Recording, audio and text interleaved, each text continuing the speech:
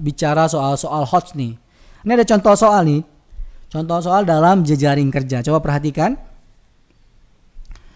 Anda dan tim Anda diberikan tugas baru oleh pimpinan. Tugas baru, ya. Yang memberikan tugasnya siapa? Pimpinan. Oke.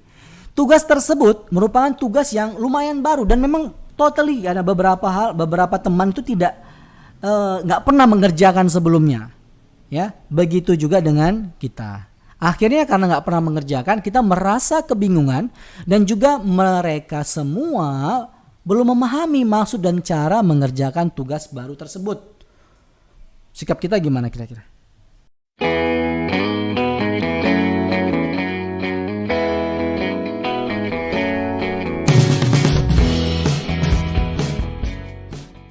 Jika teman-teman suka dengan video ini, bantu kami untuk membangun channel ini dengan cara like, share, comment, and subscribe.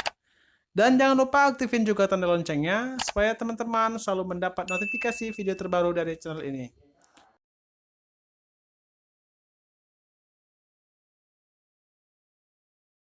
Assalamualaikum warahmatullahi wabarakatuh. Selamat datang di Bimbel Online Konstanta. Hari ini kita akan bicara tentang tes karakteristik pribadi atau TKP, jejaring kerja. Inilah materi yang akan kita bahas, ya. Bersama-sama dengan teman-teman yang lain kita akan membicarakan tentang satu dari beberapa subtema yang ada di tes karakteristik pribadi. Jejaring kerja merupakan satu dari beberapa materi tersebut. Oke, Sobat Konstanta semuanya, kita langsung masuk ke materinya. Jejaring kerja. Jejaring kerja ini setidaknya ada 4 subtema di dalamnya. Yang pertama adalah bicara soal networking atau jejaring kerja. Yang kedua, kemampuan mengendalikan diri. Ya. Yang ketiga, kemampuan bekerja sama dengan kelompok. Yang keempat adalah kemampuan atau skill kita untuk mempengaruhi, menggerakkan, dan mengkoordinir orang lain. Inilah yang dibutuhkan dalam membangun sebuah jejaring kerja atau networking. Teman-teman semuanya, jejaring kerja itu mengedepankan keinginan dan kemampuan yang sangat kuat untuk memperkuat dan memperluas jaringan kerja dengan baik. Mitra kita atau rekan kita dalam jaringan itu ada banyak macamnya, mulai dari masyarakat, institusi dalam negeri, institusi dari luar negeri.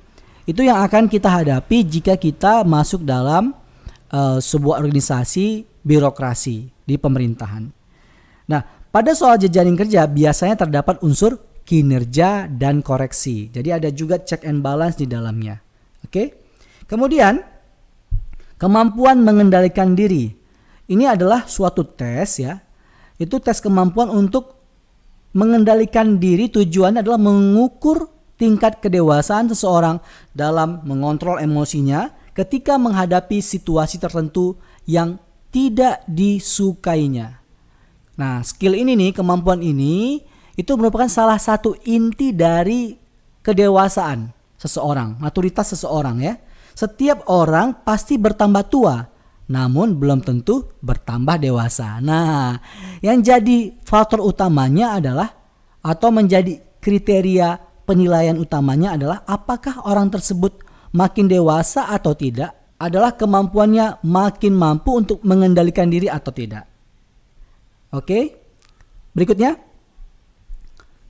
Kemampuan bekerja sama dengan kelompok. Ini penting ya, karena kita tidak bisa menjadi Superman yang sangat mungkin menjadi super team.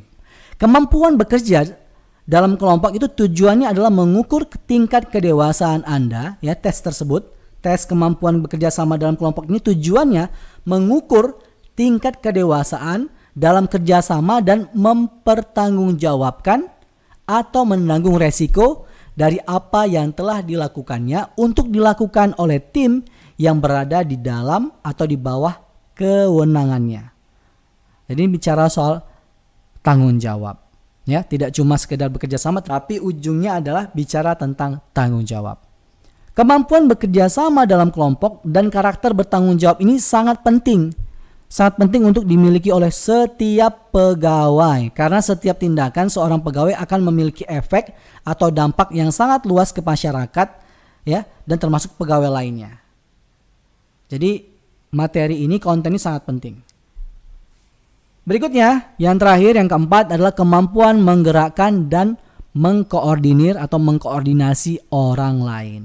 Tes kemampuan menggerakkan dan mengkoordinasi orang lain tujuannya untuk mengukur seberapa kuat pendirian Anda ya dalam membuat sebuah keputusan-keputusan, kebijakan-kebijakan, policy-policy yang sangat sulit dan dilematis. Ini memang soal-soalnya agak ribet nanti ya. Kemampuan kita untuk mengukur ya, memilih.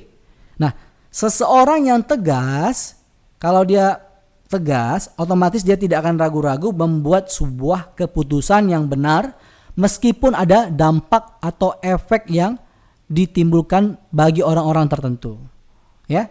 Namun orang yang nggak tegas, orang yang kurang tegas atau cenderung peragu, ya, cenderung peragu akan mengalami kesulitan dia mengambil keputusan. Ya. Sangat sulit dia mengambil keputusan yang benar terhadap sebuah hal, sebuah perkara karena takut atas sesuatu atau seseorang.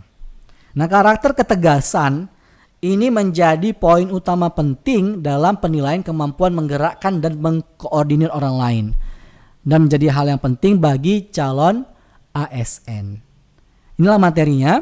Oke, saya rasa cukup sekian materi kita hari ini tentang jejaring kerja. Jangan lupa saksikan video materi berikutnya. Kalau ada yang salah-salah saya mohon maaf.